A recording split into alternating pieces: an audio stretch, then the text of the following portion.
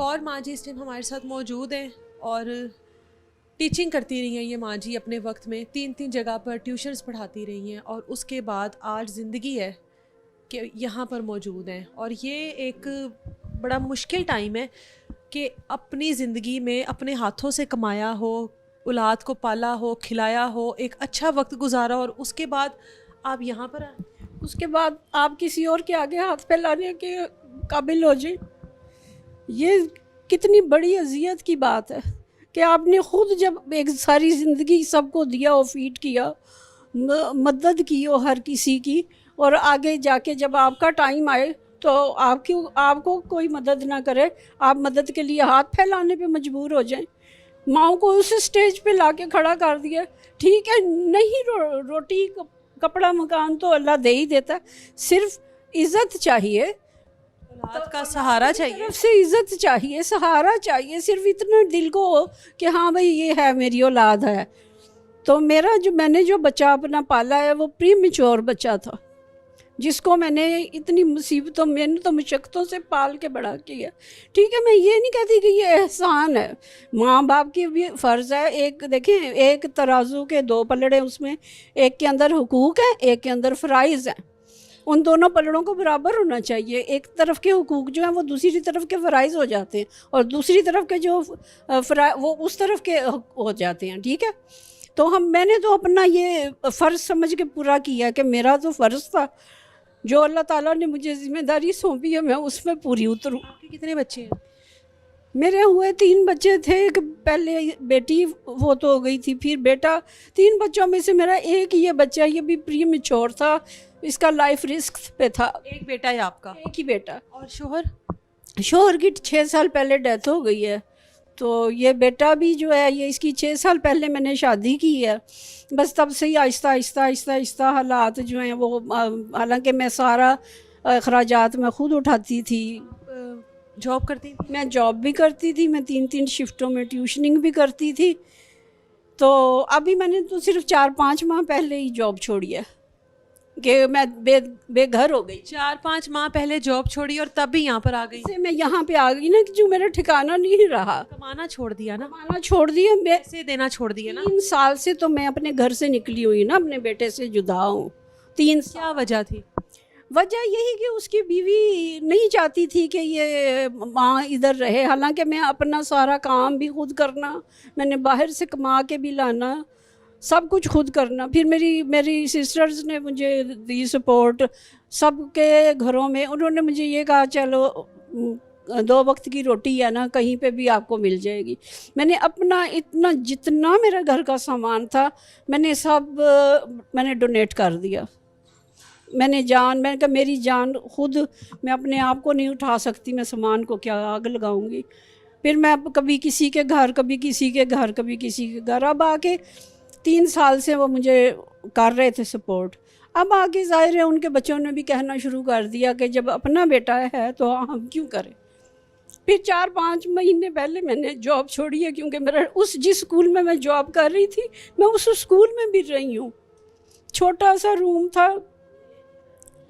جس میں ایک مشکل سے ایک چارپائی بچھی تھی, وہاں پہ بھی میں رہی ہوں. لیکن جب اسکول کھلنے والے ہو گئے پھر انہوں نے کہا کہ ہمارا انسپیکشن ہو جانا ہے تو یہ الاؤ نہیں ہوتا. پھر میں ایک اپنی دوست کے گھر چلی گئی, اس کا ایک چھوٹا سا کمرہ تھا, اس میں وہ خود بھی بیچاری غریب سی تھی, نہیں ہویا گزر. پھر میں نے یہ اس پہ فیس بک پہ ان کا دیکھا, میڈم ملیحہ کا, یہ اس اولڈ ہوم کا, ملیحہ اولڈ ہوم کا. تو پھر میں یہاں پر آئی ہوں. تو الحمدللہ ان کا جو ہے نا سیٹ اپ, اور یہ مجھے بہت ہی اللہ کا شکر ہے کہ میں یہاں پہ تھوڑا کچھ اطمینان ہے. بیٹے سے کتنی دیر ہو گئی نہیں ملی؟ 3 سال سے زیادہ کا عرصہ ہو گیا. کوئی رابطہ نہیں؟ ایک بار آیا تھا میرے پاس مجھ سے سگنیچرز کروانے کے لیے, وہ پراپرٹی کا کوئی ایشو تھا تو میں نے کر دی ہے. میں نے کہا چلو میرا تو کچھ نہیں بننا, تمہارا ہی کچھ بن جائے, بس اس کے لیے آیا تھا. اس کے بعد کوئی اس سے رابطہ نہیں, نہ فون بھی نہیں اٹھا. کام کرتا ہے وہ وکیل ہے. بیٹے کو وکیل بنایا, ایک ایسے بیٹے کو جس کی لائف ہی رسک پر تھی. رسک پر تھی اس کو. آپ نے اس بیٹے کو پالا, اس کی تربیت کی, پرورش کی اور وکیل بنایا. اس کا باپ ہمیشہ باہر کے ملکوں میں رہتا تھا. میں نے خود تنہا اس بچے کی پرورش کی ہے, اور اس کا جہاں پہ بھی جس طرح اب اس کی, حتیٰ کہ اس کی شادی بھی میں نے اتنی شاندار طریقے سے کرائی کہ سارے لوگ حیران رہ گئے.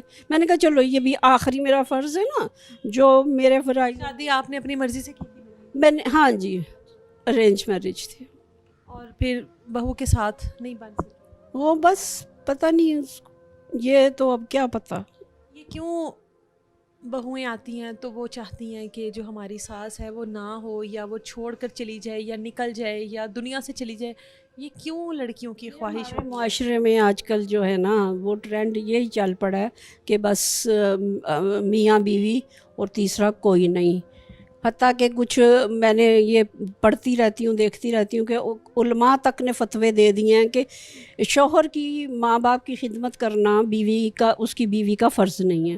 ٹھیک ہے, لیکن اس کا فرض نہیں ہے, لیکن جو وہ شوہر ہے جس کی ماں ہے وہ تو کہہ سکتا ہے نا کہ میں خود کر لوں گا, کوئی میری ماں کا کچھ نہ کرے, میری ماں ہے میں خود کر لوں گا, اتنا تو کہہ سکتا ہے. لیکن اس کو اتنی بھی اجازت نہیں دی جاتی ہے. میں کبھی سوچا تھا زندگی میں کہ بیٹے کے بغیر رہنا پڑے گا؟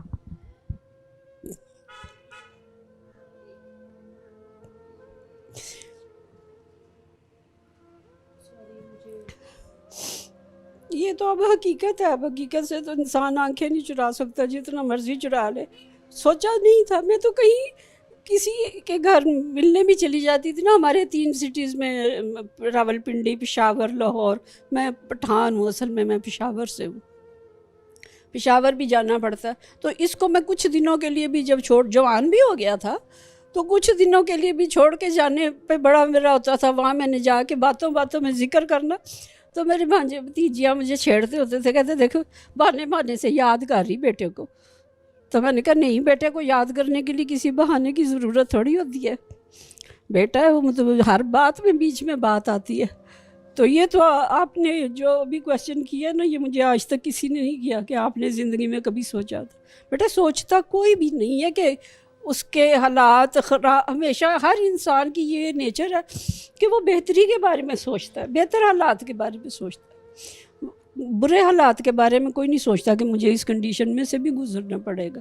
کوئی بات نہیں, آزمائشوں سے گزر کر ہی انسان جو ہے وہ مضبوط بنتا ہے. ایک اور سوال کر. جی بے شک.